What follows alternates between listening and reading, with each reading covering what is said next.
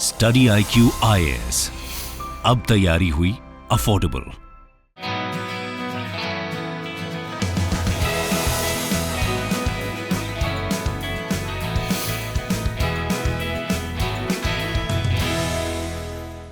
Hello and welcome to study IQ। मैं दिव्यांशी और आज मेरे साथ इस इंटरव्यू सेशन में जुड़े हैं राघवेंद्र शर्मा जी, जिन्होंने यूपीएससी सीएससी 2021 एग्जामिनेशन में ऑल इंडिया रैंक 340 हासिल की है।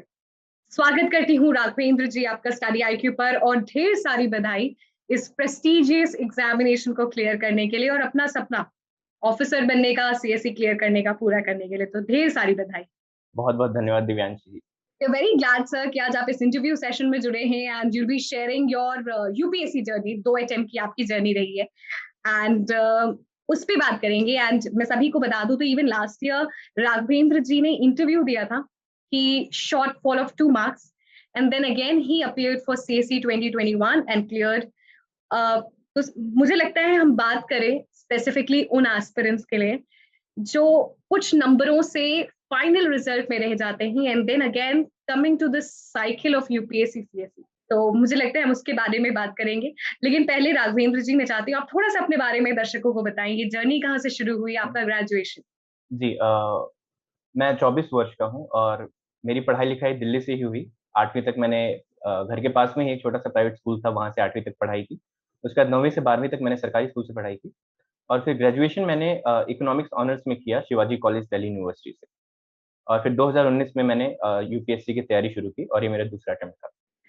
आप इकोनॉमिक्स ग्रेजुएट हैं, व्हाट वाज योर मोटिवेशन, क्या ड्राइविंग फोर्स था कि आप यूपीएससी सीएससी की जर्नी के लिए आए? क्योंकि मुझे लगता है अगर आपको you know your calling to sustain such tedious examination, तो मुझे लगता है काफी सारी चीजें वहीं सॉर्ट हो जाती हैं, बिकॉज यू नेवर नो कि पहले अटेम्प्ट में हो रहा है, दूसरे अटेम्प्ट में हो रहा है। तो आई थिंक ड्राइविंग फोर्स का होना बहुत जरूरी है।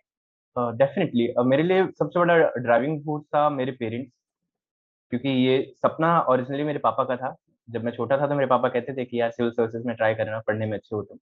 तो वहाँ से वो आइडिया आया मेरे दिमाग में। और फिर जब मैं थोड़ा बड़ा हुआ, मेरे मामा जी हैं वो भी तैयारी कर रहे थे, तो उनसे काफ़ी कुछ पता चला कि एग्ज़ाम कैसा होता है, कितना कितना कुछ पढ़ने को मिलता है आपको। तो मैं काफ़ी इंटरेस्टेड हुआ इस एग्ज़ाम में। फिर और भी बहुत सारी जैसे-जैसे बड़े हुए और इंटरनेट के थ्रू पता चला इस एग्ज़ाम के बारे में, सर्विसेज़ में जो आपको अपॉर्च्युनिटीज़ मिलती हैं कुछ ग्राउंड पे चेंज लाने के लिए। जब ये चीज़ें पता चली तो काफ़ी श्योर था कि यही करना है और वही मोटिवेशन हमेशा रहा कि खुद को एक ऑफ़िसर के रूप में देखना था। और हमेशा जब भी फ़ेज़ आया लाइफ़ का, वो सपने के बारे में सोचा और बढ़ते रहे आगे। सो कॉलेज में ही डिसाइड कर लिया था, मतलब सपना काफी पहले आपने देख लिया था, बट सपने को पूरा करने की तरफ जो पहला डायरेक्शन होता है वो कब लिया, पहला स्टेप, पहला कदम? देखिए मेरे सबसे पहला कदम तो वही होता है जब आप पूरी तरीके से श्योर हों कि ठीक है, मैं सिविल सर्विसेज़ के लिए जाऊँगा। तो मेरा वो पहला कदम मुझे लगता है मैंने 11वीं-12वीं में ही डिसाइड कर लिया था। बट अगर मैं तैयारी की बात करूँ तो तैयारी मैंने फुल फ्लेजेड अपने ग्रेजुएशन के बाद ही स्टार्ट की। तो 19 में मेरा जब फाइनल एग्ज़ाम्स हुए कॉलेज के, उसके बाद ही मैंने प्रॉपर ढंग से तैयारी शुरू की। उससे पहले कॉलेज में मैंने कोई ख़ास ऐसे तैयारी नहीं की थी। सर आपने जैसे बताया कि कॉलेज के बाद आपने तैयारी शुरू की, तो एक सिस्टमैटिक जो डायरेक्शन होता है, जो अप्रोच होता है यूपीएससी सीएससी के लिए, वो किस तरीके से अपनाया जाए? देखिए सबसे पहले तो ये ज़रूरी होता है कि आपको नेचर ऑफ द एग्ज़ाम समझना है। आपको ये समझना है कि यूपीएससी में डिमांड ऑफ द एग्ज़ाम क्या है? और उसके बाद आप सब्जेक्ट वाइज़ आप यूपीएससी सिलेबस देखिए सबसे पहले और यूपीएससी प्रीवियस ईयर क्वेश्चन्स। मुझे लगता है ये 2 चीज़ें सबसे ज़्यादा ज़रूरी हैं एक सिस्टमैटिक और एक साइंटिफिक स्टडी करने के लिए, इस एग्ज़ाम के लिए। अदरवाइज़ इतना वाइड है सिलेबस कि आप खो जाएँगे उसमें। तो इसके लिए बहुत ज़रूरी है कि आप सिलेबस को बाय हार्ट करें, सिलेबस को अपने पास रखें हमेशा जब भी आप तैयारी शुरू कर रहे हैं। आप पॉलिटी पढ़ना स्टार्ट करें तो सिलेबस देखिए कि अच्छा सिलेबस में क्या मेंशन्ड है। उसके बाद प्रीवियस ईयर क्वेश्चन्स देखिए, चाहे वो प्रीलिम्स के लिए हो, चाहे वो मेंस के लिए हो। आप हमेशा ये देखिए कि यूपीएससी आपसे क्या चाहती है और उसी हिसाब से तैयारी कीजिए। अदरवाइज़ पॉलिटी ही एक अनएंडिंग सब्जेक्ट है, इनफाइनाइट रिसोर्सेज़ हैं पॉलिटी पढ़ने के लिए।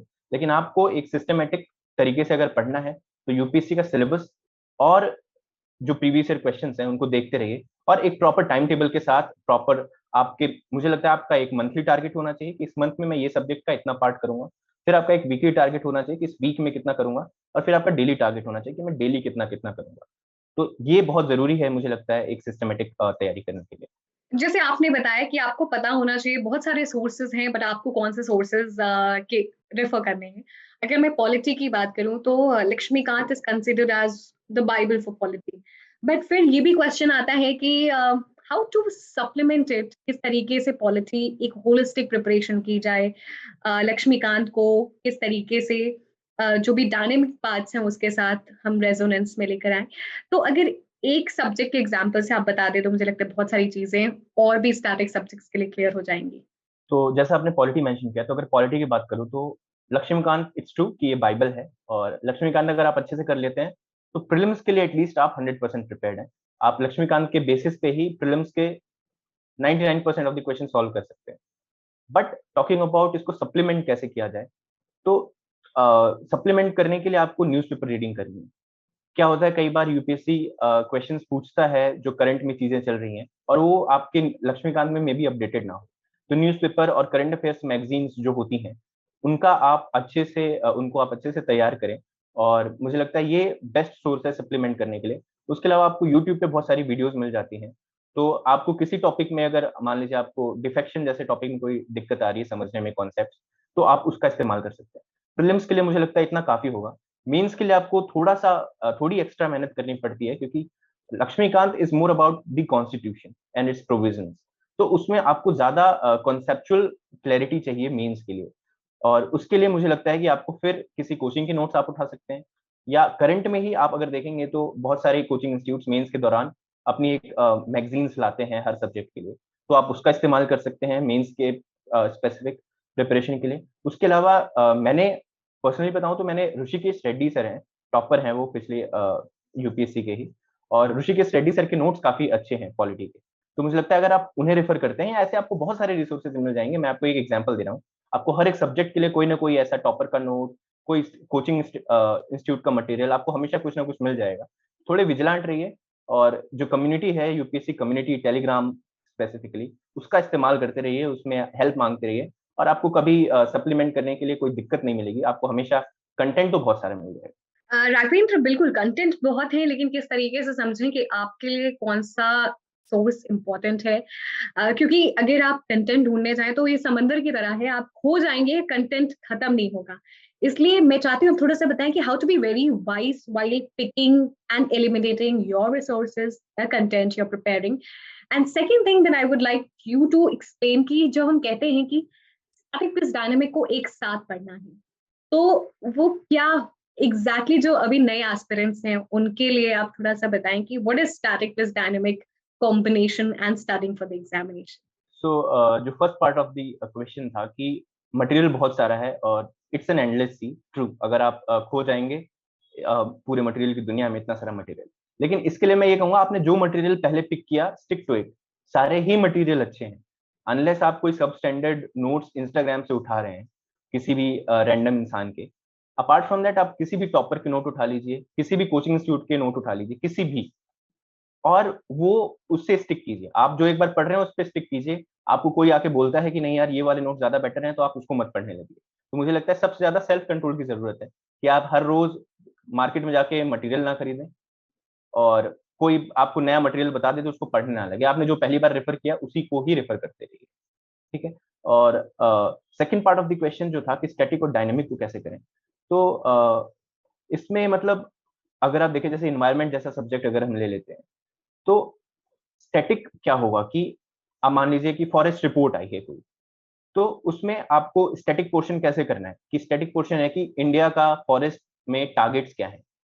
टारगेट्स आज से शायद 20 साल पहले, 25 साल पहले सेट किए होंगे, तो वो स्टैटिक पोर्शन में होगा। आपको तैयार करना है कि फॉरेस्ट में टारगेट्स क्या है हमारे, फिर उसका करंट डायनेमिक क्या हुआ कि वो कहाँ तक अचीव हुए, कितना part of India is under forest coverage and what is the target to achieve.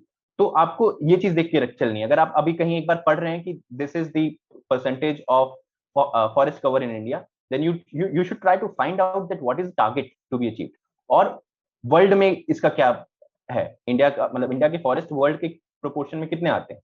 तो ये सारी चीजें आपको थोड़ा सा विजिलेंट होकर, थोड़ा गूगल करके, या तो कोई भी बेसिक मटेरियल ले करके आप ये चीजें प्रिपेयर कर सकते हैं। जैसे आपने एक्सप्लेन किया कि किस तरीके से आपको सप्लीमेंट करना है and how you have to be very wiseful, उसी तरीके से जब हम करंट अफेयर्स की बात करते हैं तो बहुत सारी चीजें होती हैं कि आप कोई कहता है न्यूज़पेपर पढ़ो, कोई कहता है कि it's too vast, you can just refer the monthly magazines, तो व्हाट वुड यू सजेस्ट? क्योंकि एस्पिरेंट्स के लिए it's very important to get clear with their concepts कि किस तरीके से एक्चुअली आगे बढ़ना है, यूपीएससी किस तरीके से क्वेश्चन पूछती है और उस डिमांड को वो किस तरीके से सफाइज कर सकते हैं। So, in my opinion, I think newspaper and current affairs magazines both are important. Okay, unless you take notes from newspaper, which I think you shouldn't. मतलब अगर मुझे कोई मुझसे पूछेगा तो मैं यही सजेशन दूंगा कि न्यूज़पेपर से आप नोट्स ना बनाइए, आप रोज न्यूज़पेपर पढ़िए। और जब मैं न्यूज़पेपर पढ़ने को कहता हूं तो लोग सोचते हैं कि 3 घंटे न्यूज़पेपर को देने हैं। मैं कभी 45 मिनट से 1 घंटे से ज्यादा न्यूज़पेपर को नहीं देता था, एट मैक्स 1.25 घंटे चला जाता था। कभी जब सारे ही ऑप-एड या एडिटोरियल सारे ही अच्छे हैं, तब मैं मैक्सिमम 1.25 घंटे 1.5 घंटे पढ़ता था, बट इससे ज्यादा मैं कभी न्यूज़पेपर को नहीं देता था। और यही आपको करना है, आपको बहुत सिलेक्टिवली समझना है। और जो मैंने बात शुरुआत में कही कि प्रीवियस ईयर क्वेश्चंस और सिलेबस, जब आप उन चीजों को एकदम अच्छे से समझ लेते हैं, तो आपको न्यूज़पेपर में क्या पढ़ना है ये भी समझ आ जाता है। आपको न्यूज़पेपर में सारे पन्ने नहीं पढ़ने होते। आप स्टार्टिंग में शुरू करते हैं तो मैं समझ सकता हूँ कि अगर आपने अभी तैयारी शुरू की है, तो आपको 2 से 3 घंटे न्यूज़पेपर में लग जाते हैं। लेकिन आपको ये टारगेट रखना है कि न्यूज़पेपर पढ़ने स्टार्ट करने के 3 से 4 महीने बाद आपका वो टाइम घट के 1 घंटा हो जाना चाहिए। और उसके बाद मंथली मैगज़ीन्स क्या होती हैं कि आप न्यूज़पेपर को एक पढ़ेंगे, लेकिन जो मंथली मैगज़ीन्स बना रहे हैं कोचिंग इंस्टीट्यूट्स वाले, वो कई सारे ही सोर्सेज़ जैसे पीआईबी हो गया, कोई और मैगज़ीन्स हो गई, वहाँ से सब चीज़ों को क्युमुलेटिवली उठा करके और वो मैगज़ीन बना रहे हैं। तो मैगज़ीन्स भी पढ़िए, बट डेली न्यूज़पेपर करना भी ज़रूरी है फॉर कॉन्सेप्चुअल डेवलपमेंट। ये तो हमने जिस तरीके से आपका कॉन्सेप्ट क्लियर होना है, एग्जामिनेशन की प्रिपरेशन कैसे करनी है, उसके बारे में हमने बात किया। अब मैं एक बहुत ही इंपॉर्टेंट इशू के बारे में बात करना चाहूंगी, जैसा हमने स्टार्टिंग में भी बोला कि जब एक साइकिल यूपीएससी की क्लियर होती खत्म होती है, when you clear prelims mains, but interview में कुछ नंबर से रह जाए आपका इन योर फाइनल रिजल्ट, उसके बाद gearing up for the next cycle is a little, I wouldn't say it's little, it's very tough to get back to the track. और उस समय भी बहुत कम होता है to gather yourself again for the examination. आपके साथ भी ऐसा हुआ है, बहुत सारे ऐसे एस्पिरेंट्स हैं। तो what advice would you suggest to them कि अगर इस तरीके की सिचुएशन है, how to gather और फिर से वापस साइकिल में जाने के लिए? तो ये सवाल मेरे लिए बहुत व्यक्तिगत है। मैं इस चीज़ से खुद गुज़रा हूँ पिछले साल। पिछले साल मैं इंटरव्यू तक गया और मैं बहुत कॉन्फिडेंट था कि लिस्ट में आ जाऊँगा। बट फाइनली जब रिज़ल्ट आया तो मैं लिस्ट में नहीं था और 3-4 दिन बाद जब मार्कशीट आई, तो पता चला कि मैं बस 2 मार्क्स से रह गया था। तो ये काफ़ी ही डिस्टर्बिंग था मेरे लिए और मैं यही कहूँगा कि मेरा जो इमोशनल और जो मेंटल स्टेट था उस वक़्त, वो अच्छा नहीं था। बट 13-14 दिन बाद अगला प्रीलिम्स था और मुझे बहुत लोगों ने सजेस्ट किया कि यार 13-14 दिन में क्या तैयारी होगी, प्रीलिम्स छोड़ दो, अगली बार देना। बट समहाउ एक आपको डिटर्मिनेशन चाहिए कि नहीं यार प्रीलिम्स तो देंगे। और ठीक है, फेलियर्स के लिए आप हमेशा तैयार रहिए इस प्रोसेस में। यूपीएससी बहुत ही डिमांडिंग एग्जामिनेशन है, 3-3 स्टेजेस हैं, आप किसी भी स्टेज पे फेल कर सकते हैं। तो कुछ एक मार्क्स से रह जाने के बाद भी आपको खुद को सँभालना है कैसे भी करके, आपको वो सोचना है जिसकी वजह से आपने ये एग्ज़ामिनेशन में एंटर किया था। आपको उस सपने को याद करना है और ये कोशिश करनी है कि यार इस बार इस सपने को पूरा करना है। पिछली बार थोड़े मार्क्स से रह गए तो इस बार कवर अप कर लेंगे। और मुझे लगता है अगर आप कुछ मार्क्स से रह रहे हैं, तो ये सबसे बड़ा मोटिवेशन फैक्टर आपके लिए होना चाहिए कि कुछ मार्क्स से ही तो रह रहे हैं, इस बार वो मार्क्स आ जाएँगे। तो पिछली बार थोड़ा मुश्किल रहा बट इस बार हो जाएगा और यही सजेशन है मेरा सबके लिए।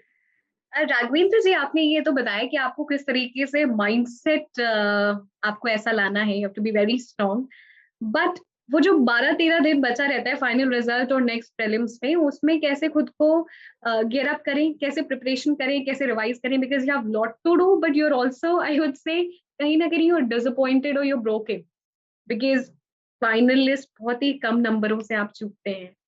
तो इस सिचुएशन में कैसे पढ़ें, there lot of things to study. और अगर हम स्टैंडर्ड बोलें तो जब प्रीलिम्स की तैयारी लोग कहते हैं कि 3 महीने पहले से शुरू कर देनी चाहिए, बट हुँ, आपके हुँ। पास 12 दिन है, सब चीज रिवाइज करनी है, कैसे करें? तो एक मैं थोड़ा-सा अनपॉपुलर ओपिनियन यहाँ पे दूँगा। मुझे लगता है कि एक बार अगर आपने प्रीलिम्स क्लियर किया है, तो यू हैव द अंडरस्टैंडिंग की हाउ टू क्रैक प्रीलिम्स। और आप देखेंगे कि जो लोग प्रीलिम्स एक दो बार क्लियर करते हैं उसमें 90% लोग हर बार प्रीलिम्स क्लियर कर रहे हैं। मैंने खुद बहुत सारे ऐसे एग्जाम्पल्स देखे हैं। मैंने तो 13 दिन पढ़ाई की थी, कुछ लोग 2-2 3 दिन में पढ़ के गए, क्योंकि 10-12 दिन उन्होंने बहुत ही आपने जैसा बोला हार्ट ब्रोकन थे और 10-12 दिन नहीं पढ़ाई की। लास्ट के 3 दिन कुछ बेसिक स्टैटिक सब्जेक्ट्स उठाए और चले गए। अब जो यूपीएससी का एग्जाम है, it's not only about knowledge, it's about आप उस एग्जामिनेशन हॉल में 2 घंटे कैसा परफॉर्म करते हैं। अगर आप अच्छा परफॉर्म करते हैं, आप प्रेजेंस ऑफ माइंड के साथ, और अगर आपने एक बार अटेम्प्ट दिया है, आप इंटरव्यू तक गए हैं, तो आपके पास नॉलेज बहुत है, तो आप खुद को ट्रस्ट कीजिए। तो मैं यही कहूंगा कि अगर कोई फ्यूचर में ऐसी सिचुएशन से गुजरता है तो हैव फेथ इन यू कि आप इंटरव्यू तक आए हैं, आपने मेंस लिखा है, तो आपके पास नॉलेज काफी सारा है। आपको बस थोड़ा सा जो आप थोड़ा बहुत पढ़ सकें, और उसके बाद कॉन्फिडेंस के साथ एग्जामिनेशन हॉल में जाना है, और उन 2 घंटों में खुद पे विश्वास रखना है और पेपर को अटेम्प्ट करना है। बहुत सारे लोग जो प्रीलिम्स एक बार क्लियर करते हैं वो हर बार क्लियर करते हैं। तो अगर आप ऐसी सिचुएशन से गुजर रहे हैं तो मैं यही कहूंगा कि कॉन्फिडेंस के साथ जाइए, आपका प्रीलिम्स क्लियर हो जाएगा। अब मैं आना चाहूंगी और आंसर राइटिंग पे थोड़ा बात करना चाहूंगी। आंसर राइटिंग हम बोलते हैं you have a standard intro, body and conclusion, but introduction, body, conclusion, matching, interlinked, satisfying the demand, ये बहुत जरूरी है। तो इन सब चीजों में रेजोनेंस कैसे लाएं, because lot of times it happens कि कभी कभार हम क्वेश्चन को देखकर ओवरवेल्म भी हो सकते हैं कि we know lot of things ना how to write the exact points that have been put up. तो ये सामंजस्य, ये this balance needs to be made. तो आप अगर अपने एक्सपीरियंस से थोड़ा बता सकें। तो मुझे ये लगता है कि देखिए, ये जो चीज है कि आपको डिमांड ऑफ द क्वेश्चन समझना है, आपको सारे पार्ट्स एड्रेस करने हैं, और आपको एक प्रॉपर फॉर्मेट में लिखना है, जैसा आपने बताया इंट्रोडक्शन, बॉडी और कंक्लूजन। ये चीज सबसे पहले डेवलप होती है प्रैक्टिस के साथ। आप पहला आंसर लिखेंगे तो आप बहुत बेकार आंसर लिखेंगे। मैंने भी जब पहला आंसर लिखा था तो बहुत बेकार आंसर लिखा था। लेकिन आप जब सक्सेसिव आंसर्स लिखते हैं तो आप खुद इंप्रूव करने लगते हैं। आपको समझ आता है कि मैंने पिछले आंसर में ये गलती की थी, मैं इस आंसर में ये गलती नहीं करूंगा। इसी तरीके से आप जब पहले से 100वें आंसर का सफर तय करते हैं, तो आप काफी इंप्रूव कर लेते हैं खुद को।